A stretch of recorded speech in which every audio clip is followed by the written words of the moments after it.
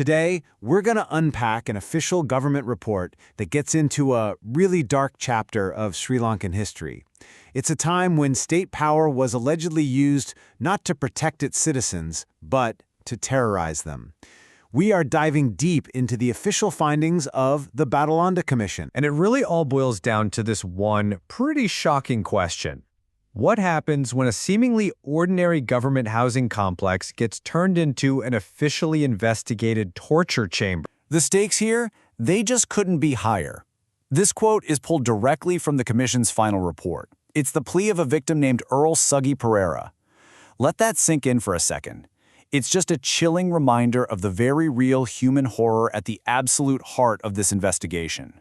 Okay, so to really get our heads around the horror behind that plea, we've got to start with the place itself, the place where all of these events allegedly happened, the Batalanda housing scheme. You know, this wasn't some secret hidden-away black site. Not at all. This was a government-owned complex, right out in the open in the Bayagama electorate. It was originally built to house foreign engineers. An official, totally ordinary place that, according to the Commission, became the stage for something truly brutal. And get this, the Commission's report basically maps out the whole alleged crime scene in some pretty chilling detail. And we're not just talking about one house here. There was House A, 1A, which was just an abandoned building. Then there's House B, 8, officially assigned to police security, but allegedly a base for the notorious Black Cats vigilante group.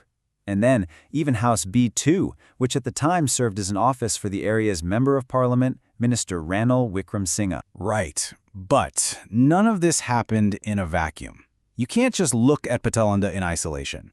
To really truly understand what was going on, you have to zoom out and look at the time period, a brutal chapter in Sri Lankan history known as the Pishana Yugaya, which translates to the era of terror. So, this timeline?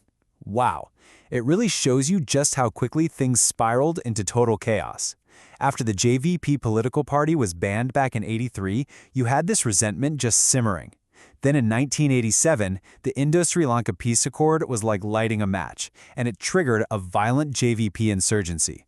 For the next 2 years, the entire country was gripped by extreme violence, and it only ended when that insurgency was crushed, and crushed brutally, in late 1990. And you see, this terror, it really had two faces. On one side, you had the JVP insurgency, waging this incredibly violent campaign, murdering almost 2,000 members of the ruling UNP party. But on the other side, the state unleashed its own counter-terror forces. And according to the Batalanda report, this led to disappearances, to torture, and to these vigilante groups operating with official protection. In fact, the Commission's own report uses a really powerful term for this: state terrorism. So it's out of this incredibly violent backdrop that the Batalanda Commission was even created. So what did this official investigation actually conclude? What did they find? Okay, first off, you just have to appreciate the sheer scale of this thing. We're talking about a final report that is almost 6,800 pages long. I mean, think about that. That's not just a quick summary, it's built on the detailed testimony of 82 different witnesses. This was a deep, deep dive. And the conclusions they came to? Well, they were nothing short of explosive. The report officially confirmed that yes, houses in Batalanda were used as illegal torture chambers by a police unit called the Counter-Subversive Unit, or CSU. It found that the way these houses were acquired was totally irregular, and that the complex's secure, out-of-the-way nature made it ideal for these kinds of criminal activities. And ultimately, the Commission concluded there was credible evidence of abduction, of torture, and even extrajudicial killings. But here's where the story takes a huge turn. The investigation didn't just stop with the police. Nope. Its findings reached right into the highest levels of government at the time, and that's where a key political figure gets pulled right into the center of the story. Okay, so the person we're talking about is Ranil Wickremesinghe. At the time, he was the area's Member of Parliament, and he was the Minister of Industries. Now, why does that matter? Well, because his ministry controlled the very state corporation that owned the Batalanda housing scheme. So he's directly connected both to the location itself and to the authorities involved. So, naturally, the Commission asked him, how did the police get their hands on these houses? Now, his testimony was that he was just following a government decision and requests from security officials. But here's the thing. The commission looked for evidence of that decision and found nothing. Zero. Instead, they concluded that he had actually abused his authority by personally directing that the houses be allocated to the police. And, the report's language on this stuff is just incredibly blunt. On a related matter concerning his intervention in the detention of a lawyer, the commission basically says we have no doubt about the conflicting testimony from the police chief, and we clearly reject the testimony of Mr. Wickramasinghe. I mean, for an official report, that is some seriously strong language. It tells you exactly how they viewed his credibility. Okay, so all of this led to one of the most crucial findings in the entire report, this idea of indirect responsibility. So what does that even mean? Well, the report concluded that since he held meetings at Batalanda where counterinsurgency activities were discussed, he either knew or he should have known that these torture chambers existed.